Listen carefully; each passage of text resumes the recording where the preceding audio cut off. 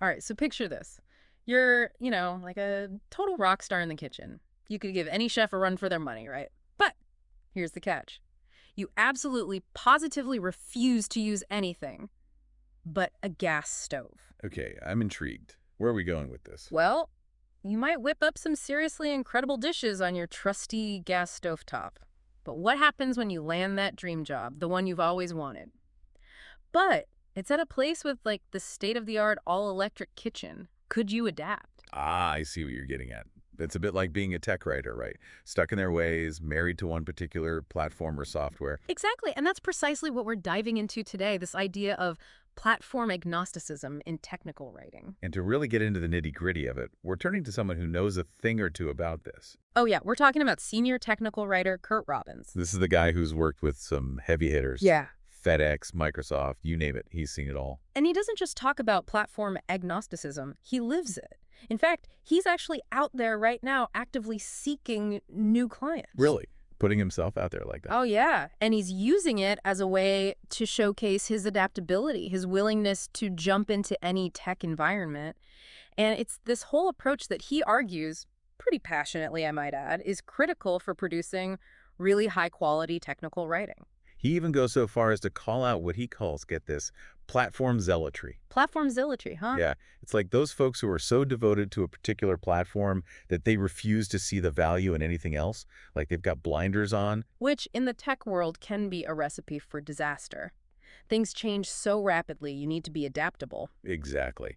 And that's a key takeaway from Robbins' article, Why Platform Agnosticism is Critical for Quality Technical Writing.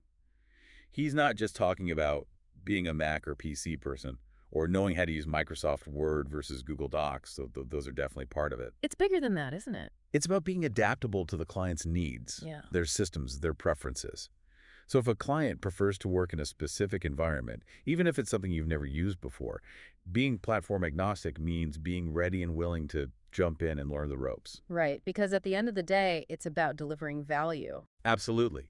And in the business world, time is money.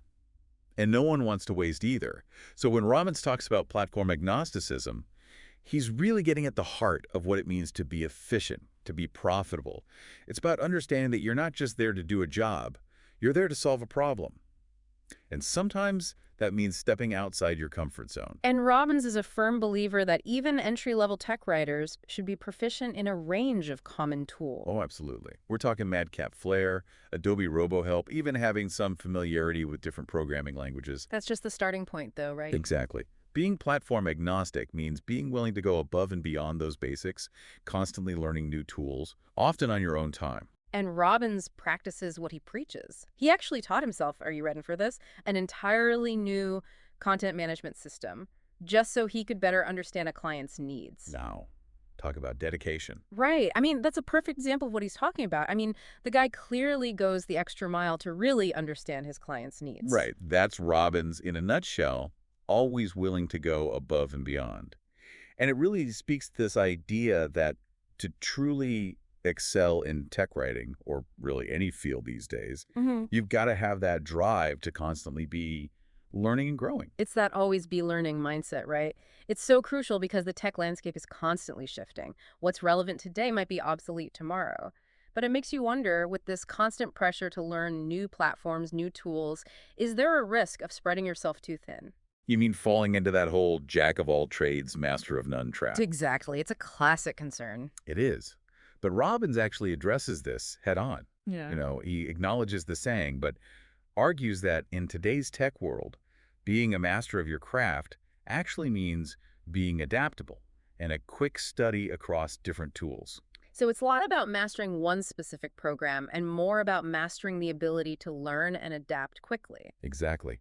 He even makes this really interesting analogy, comparing it to like the rapid evolution we've seen with companies like Amazon or Tesla. Or even something like those drone delivery services. I mean, it was just a few years ago that they seemed like something out of science fiction, but now they're practically becoming commonplace. Right. And the point is, this rapid evolution, this constant need for adaptation, it's not limited to just a few industries. Think about graphic design, marketing, finance. They're all being impacted by these constantly evolving technologies. So it sounds like this whole concept of platform agnosticism, it's bigger than just being tech savvy, isn't it? Way bigger. It's a mindset, really. It's Mhm. about being agile, embracing change, always looking for ways to broaden your skill set. Okay, so let's bring this back to our listeners. Let's say you're not a technical writer. Maybe you're in a totally different field. How can you embrace this idea of platform agnosticism in your own work? Well, I think it starts with a shift in perspective.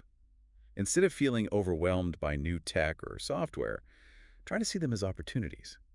Opportunities to learn, to grow. Don't be afraid to get your hands dirty. Experiment. Ask questions. There are tons of resources available these days, online and off. It's about showing that you're willing to adapt and evolve with the times. And honestly, that's a valuable quality in any profession. For sure. Because when you demonstrate that you're not intimidated by new challenges, that you're ready to dive in and learn new things, you're essentially future-proofing your skill set. You're basically saying, hey, throw whatever you want at me. I can handle it. And in today's job market, that's huge. It's like they say, right? The only constant is change. And the pace of change is only getting faster. Exactly. So it makes you wonder, we've been focusing on how individuals can thrive in this kind of environment, but what about the companies hiring them? What's their responsibility in all of this? It's a two-way street for sure. Because is it really sustainable to expect employees to constantly be learning new things, to always be on top of the latest trends? That's the million-dollar question, isn't it? Because at a certain point, burnout becomes a real concern. It's about finding that balance, right? Between encouraging growth and pushing people too hard. Absolutely. Yeah. Creating a work environment where people feel supported, where they feel empowered to learn and grow, but at a pace that's healthy and sustainable. Because ultimately, everyone benefits when employees feel valued and equipped to handle whatever challenges come their way. Couldn't agree more. It's about creating a culture of continuous learning. So it seems like this whole idea of platform agnosticism, it's not just about technical skills, is it? It's about fostering a certain kind of mindset, both for individuals and for organizations. You nailed it. It's about embracing change as an opportunity, not shying away from it. Robbins has given us a lot to think about today, that's for sure. So as we wrap things up here, what would you say is the one key takeaway you hope our listeners walk away with? That adaptability and a willingness to learn are non-negotiable in today's world, whether you're just starting out or you're at the top of your game. It's about staying ahead of the curve. Exactly. Making sure your skills are always relevant, no matter what the future throws your way. Become that tech chameleon, ready to adapt and thrive in any environment. I like it. Well, this has been a fantastic conversation. Thanks so much for diving into this with us today. My pleasure. Always happy to talk shop. And to our listeners, thanks for tuning in. Until next time, keep learning, keep growing, and most importantly, keep those minds flexible.